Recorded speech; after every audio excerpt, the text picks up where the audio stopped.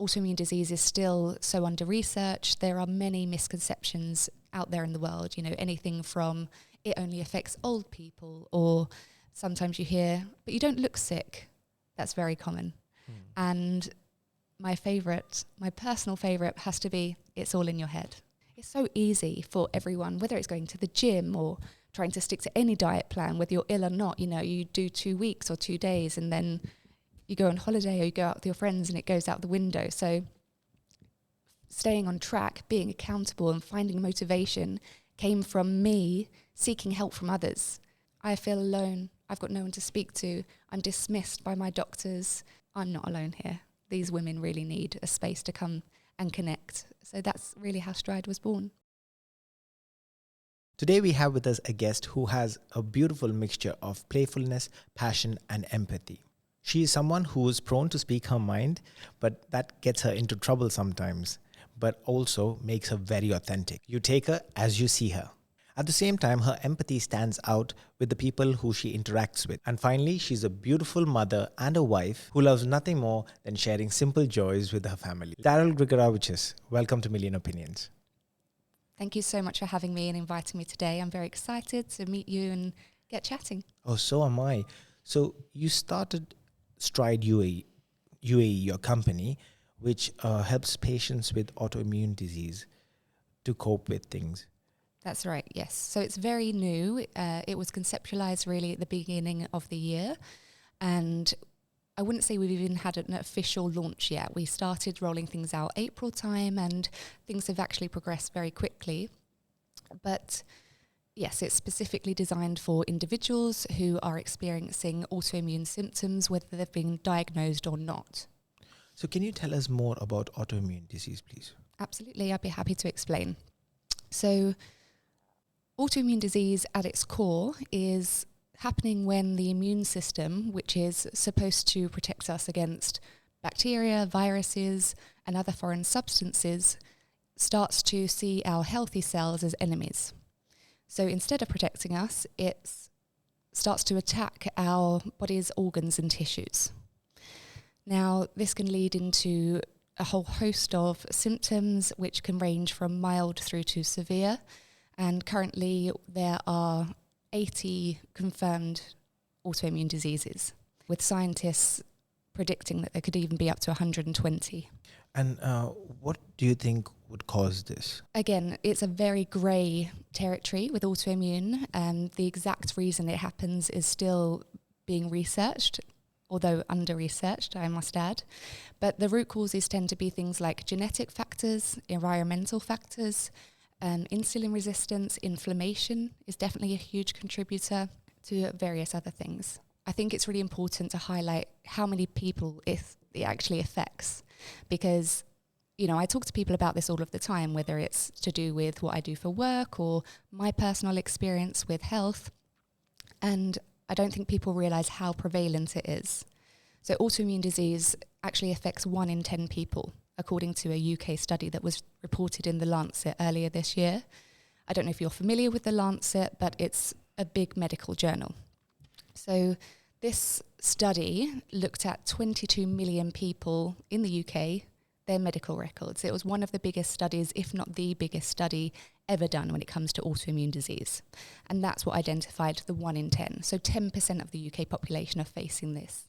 And what I find is that the more I discuss it and talk to people about it, they say, oh, I have something like that, or I know someone that does, or my family. So it's like when you open that door, you realise how many people it's happening to, it's quite scary. Well, you mentioned in the introduction that some of the patients are diagnosed or undiagnosed. So how exactly would one come to know of the diagnosis? Well, that's a really great question, and I'm happy that you asked, actually, because one of the most significant issues when it comes to autoimmune disease is that it is notoriously difficult to diagnose. So there's many, many thousands of people out there in the world living with unexplained, debilitating symptoms that are affecting their quality of life. So on average, if we look at the statistics, it takes around 4.5 years and numerous consultations with 4 different specialists if you're lucky enough to get an accurate diagnosis. And I say lucky, but it's not always easy when you have that diagnosis, because often autoimmune disease is incurable and it's lifelong.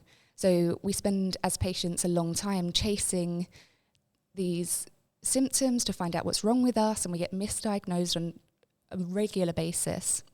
And then when we finally get our answer, it's like, okay, now I have to accept that. And that's really impactful to your emotional health, your mental well-being, physically, family, life. It is truly impactful.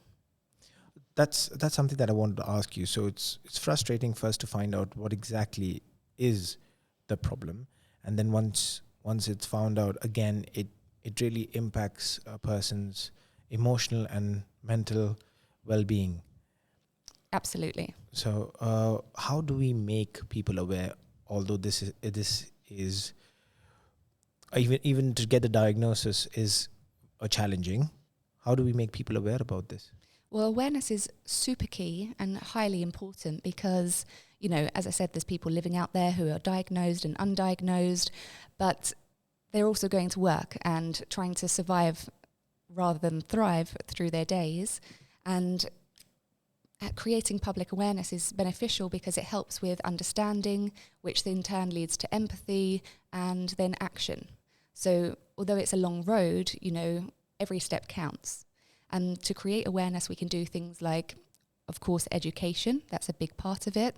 So simple things from creating social media pages and spreading accurate and accessible information, even on, say, website community forums, but also public outreach. So by hosting events, webinars, seminars that people can attend, I find that it's not always the patient themselves that come to these events, but sometimes their family members who are interested to educate themselves on behalf of the person who is suffering, because they don't have the energy to do it themselves. All they're focusing on is, when I say literally surviving through the days, that's not an exaggeration. Like, these people really struggle day to day. So education, of course, something I would personally love to look at with the community or with our partners is, research funding. So advocating for more funding around autoimmune diseases, because currently a lot of the research dollars, if you will, goes to more well-defined health issues like heart disease, diabetes, cancer, which is, of course, fantastic, but we do need more understanding and more research towards something that is affecting millions and millions of people worldwide. This is a silent epidemic. So when you say it affects a lot of people, what age does it start? Does it have any age, or it affects the youngest as well? Unfortunately, autoimmune does not discriminate. It affects everyone, from young child through to the elderly. And again, the awareness on this is not as much as it should be. Absolutely. Like I said, you talk to anyone about autoimmune, and I don't think I've met anyone that says, oh yeah, I understand, I know what that is. They might know a little bit, so that maybe they've experienced someone with Crohn's disease, or they know someone with rheumatoid arthritis, but they don't truly understand like the umbrella term of autoimmune and how many different types there are. Some people are dealing with very rare conditions that people will know absolutely nothing about, and then you have, of course, the more common ones. Just to give you a few examples, I mentioned a couple already, but irritable bowel disease is fairly common with Crohn's disease, ulcerative colitis. Then we have thyroid disorders like Graves' disease and Hashimoto's. That's a big one that I see and meet people who have that here in the region. Multiple sclerosis and type 1 diabetes is also classified as autoimmune. Anyway, so there's just like the top 5 I've given you, but there's hundreds and hundreds. So, yeah. So how does Stride UAE support the patients, and does their role? What exactly does Stride do? So Stride is a community, of course, designed specifically for people with autoimmune disease, and our primary focus is to provide a safe and supportive space where people can come and feel like they belong. So that's really important to me because, there's a lot of misconceptions associated with these conditions. There's a lot of judgment, and people spend time explaining themselves to people, even if it's in a restaurant and you have to explain to the waiter or your friendship group why you can't eat gluten or why you can't eat certain things. So giving people a space where they can connect, learn, share their experiences and just be understood in itself is already super helpful. So just to add to that as well, I want people to do this all the while having fun. And as a patient myself, having fun is something that I really place a lot of emphasis on. Unfortunately, we spend a lot of time as patients in hospital waiting rooms or consultation rooms or as an inpatient for weeks on end in hospital. So I really wanted to steer clear of the dull clinical setting and white walls. I want people to let their hair down, feel like a normal person, be able to be catered for and not have to say no to things because they're in a space and an environment where there's not food they can eat or drinks they can have. So yeah, we're working on building our partnerships, establishing new ones as well as building on the current ones that we have to be able to offer our events, which will resume more formally from September. So these include support groups, of course, educational workshops, but also mindfulness and movement sessions. So when you say community, who does the community comprise of? Are they only patients or do they have professionals as well?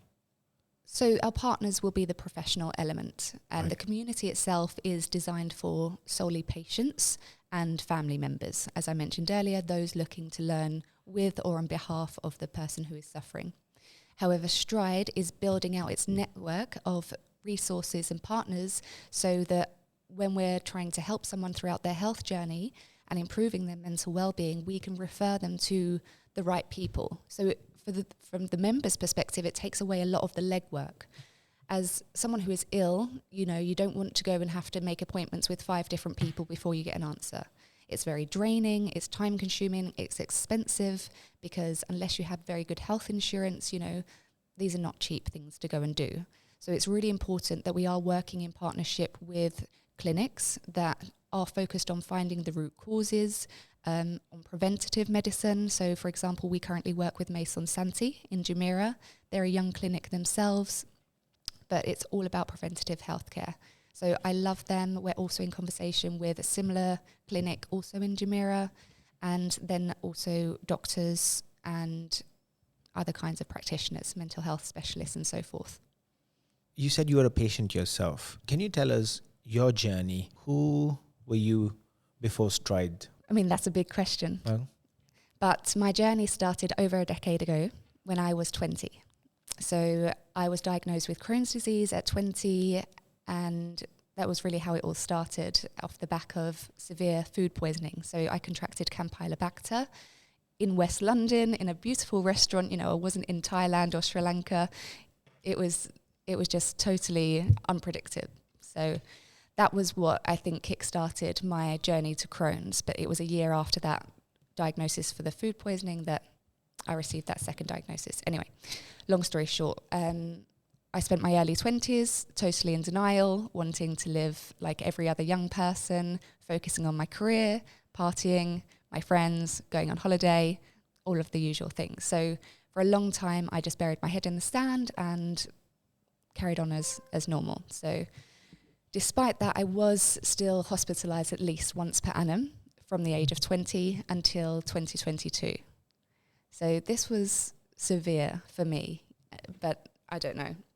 For some reason, I just wasn't mentally ready or emotionally ready, I don't think, to do what was necessary to change my lifestyle, because it's a big ask, of anyone of any age, to ask someone to stop drinking, change what they eat, implement all these various lifestyle changes.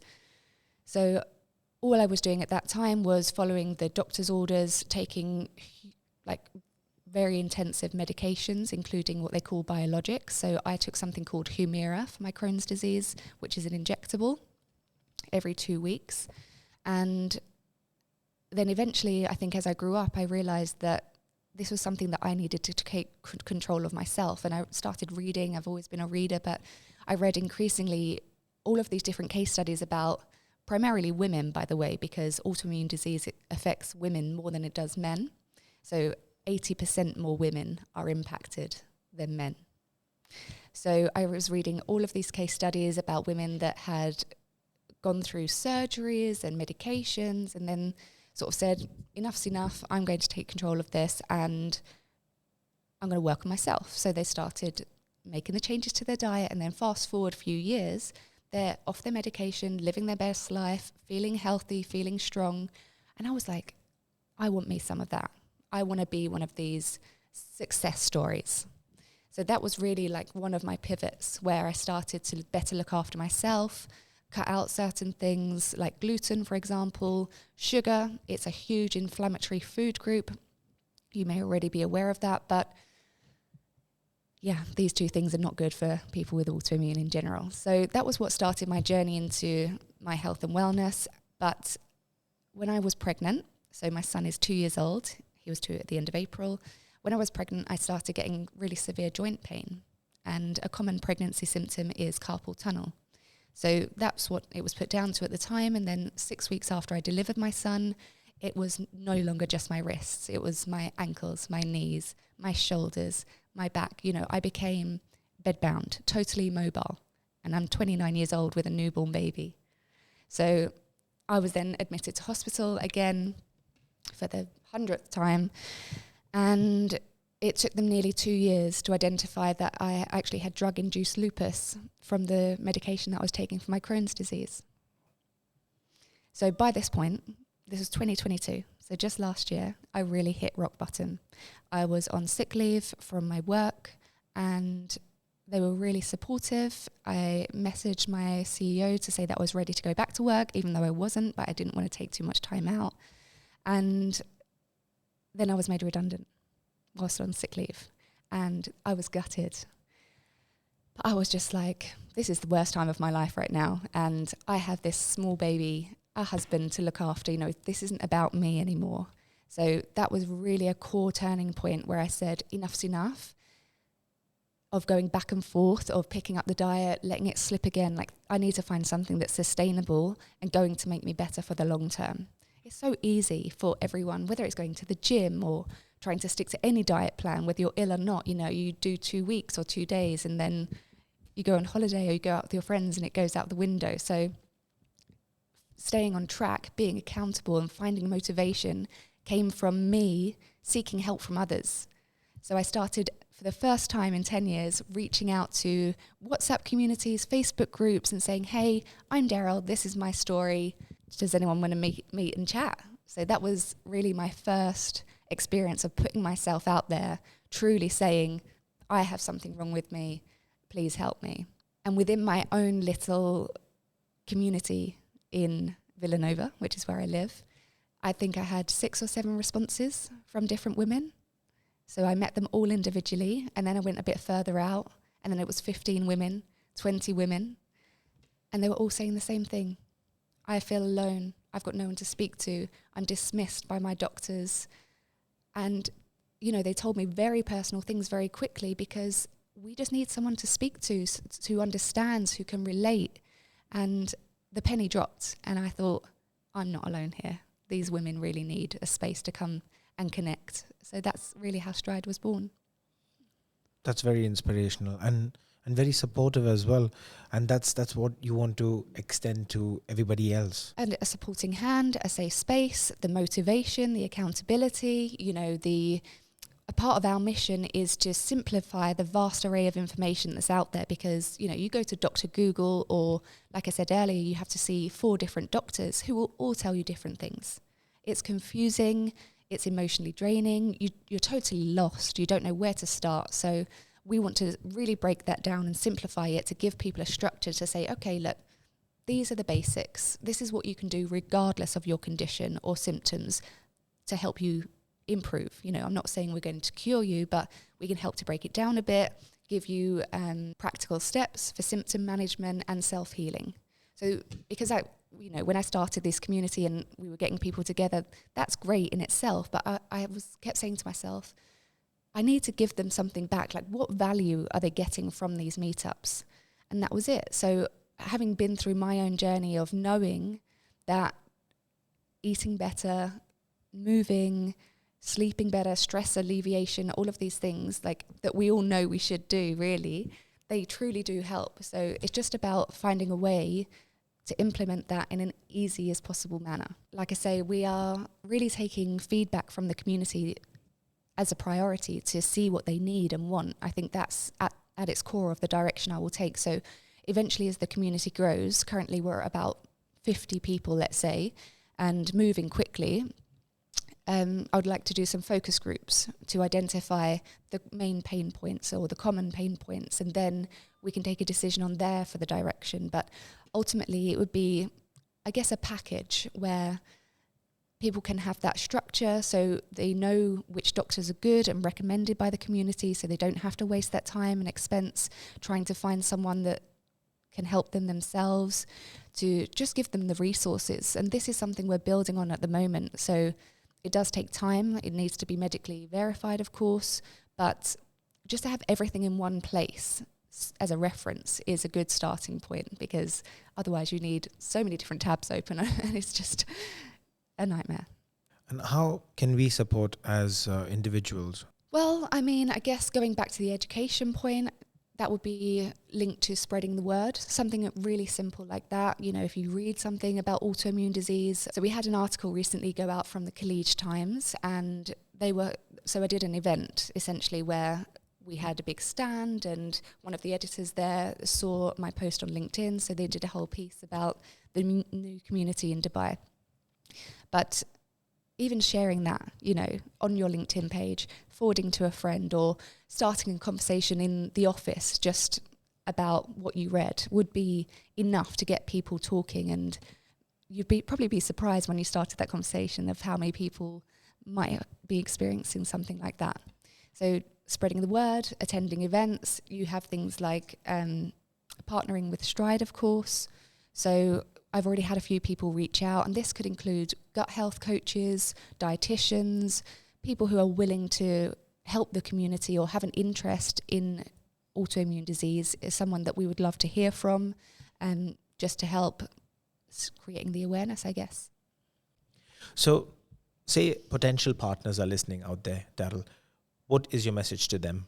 My message would be, I guess, from a collaboration perspective, if they're able to reach out and contribute in any way to help share the message that we're trying to spread, whether that's as simple as a social media post or inviting me to speak as a guest in any event that they may be doing. We could co-host something that has a portion targeting the autoimmune topic.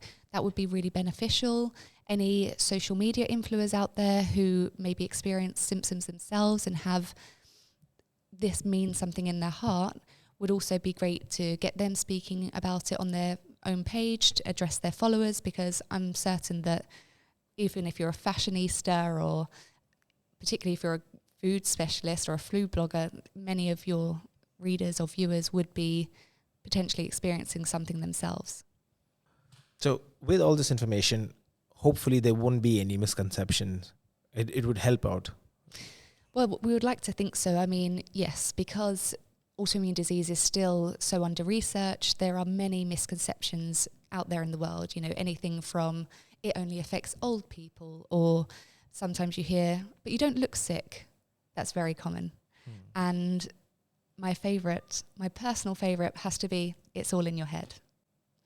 And this comes from family members, health practitioners, work colleagues, employers. It's really scary to think that medical gaslighting is a true term, and I've experienced it myself. But, you know, I've always presented this way. Apart from maybe being a bit thinner, I don't ever have issues with the way that I look on the outside. So when you walk around looking a certain way and looking well, people, they, I guess, dull down how you're feeling, and you're, again, constantly having to explain yourself. Or if you need some time off work, people are like, but you don't look sick.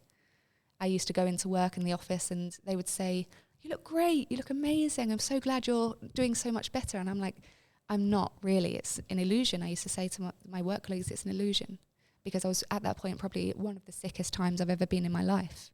Yeah, just creating that awareness again, and whether it's social media influencers or anything else, helping to break that stigma is really, really important, because people aren't coming forward and discussing these symptoms with their even loved ones because they're getting judged. So they'd rather just try and struggle and get on with their day-to-day, pretend like they're fine when they're not. So it's really, really important. And this goes again back to why we started Stride and the importance of community, because ultimately you're giving someone a space where they feel like they can belong, that non-judgmental space. And we're helping to connect others that have similar conditions, similar symptoms. So the importance of community really cannot be understated. When you were saying this, a post came into my mind. A friend of mine who posted on LinkedIn, our managers qualified to say yes or no to medical leave.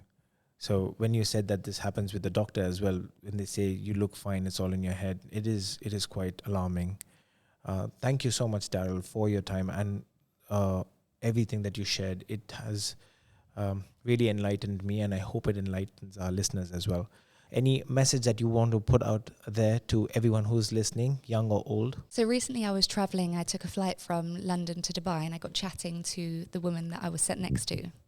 I had a book in my bag about food, and out of curiosity, she was asking me about it and why I was reading it, and it led on to me telling her what I did for work. So, you know, she had her 2 girls with her, and we were talking about the importance of food and how it contributes in this day and age to a lot of the chronic illnesses that we see. And I mean, our conversation got quite deep quite quickly, so I won't bore you with all of the details. The reason I'm mentioning it is because she is a teacher. And she interestingly said to me that as she's seen the children, I guess I would use the term onboarding, but that's a more financial term. When they're starting the new school year and she's going through their medical records, increasingly she's seeing these children, and they're young children. She works in a primary school with autoimmune diseases of all different types. So, I mean, I found this quite, I wouldn't say shocking because it's not surprising to me, but for her to notice the influx, that's quite alarming in itself. So the reason I'm mentioning this story is because in this day and age, you know, the food system, and the book I was reading is called The Food Fix, by the way, by Dr. Mark Hyman. Really interesting but scary read for anyone that's interested. It's just a hard truth that we should all face. But our food system, if you look at the way it's changed over the last 30, 40 years, there's been a significant increase in what we call UPFs, ultra-processed foods. The food that we feed our children is not whole. You know, unfortunately, our diet doesn't consist of a lot of whole foods anymore. And this is really at the core of driving a lot of disease and illnesses that we see. So it's just worth mentioning, because if people are listening that have young children or any children, you know, we really need to make sure that we're feeding them healthy, balanced diets. How relevant are the syllabus of the children? Are we speaking enough about financial education? Are we speaking enough about communicating to one another? Are we speaking about health and wellness? Don't you think this would be a very good topic to speak on as awareness to the children in schools? Carlton, I couldn't agree more. I mean, financial literacy and all of the things you mentioned are things that I also believe are missed, considering how impactful they are to your entire life. So if we can educate our children around even just the 3 topics that you mentioned, including health, wellness, and maybe more specifically the food that we eat, that's going to attribute hugely to, you know, their achievements, to their success, to their future health, their future illnesses, or hopefully reversing that potential cost that they may incur. Well, I think my final message would be not to sit and struggle in silence. I did that personally for a very long time, and it's not like I had a bad life. I enjoyed my career, but if I had that circle and that support much earlier on, I think the diagnosis would have been much faster for certain things. And that's a really key point of, you know, asking for help. Don't be afraid to do that. There's so many people out there, whether it's communities like ours or more specific communities like those for diabetes or Crohn's disease. You know, surround yourself with people who understand, because that's really going to help you throughout your medical journey. And another point I like to make is, don't always take your first doctor's word for gospel. Please go and get multiple opinions on the same matter. I'm talking 3 to 5, you know. Please speak to people, because you need a general consensus if you think that you are potentially suffering from autoimmune disease, because you know, like I said, you might get told different things and you really need that solid direction to go in. So seek support, ask for help, don't feel like you have to struggle alone. And for anyone who is interested in Stride from what we've discussed today, we would love to hear from you. So feel free to contact us through the website, which is www.strideuae.com, or DM us more simply, as everyone likes to do these days, through Instagram. We're Stride UAE. And all the links to this would be in the description below. Amazing. Well, thank you so much. It's been a pleasure. I've loved chatting with you, and I hope to hopefully do it again.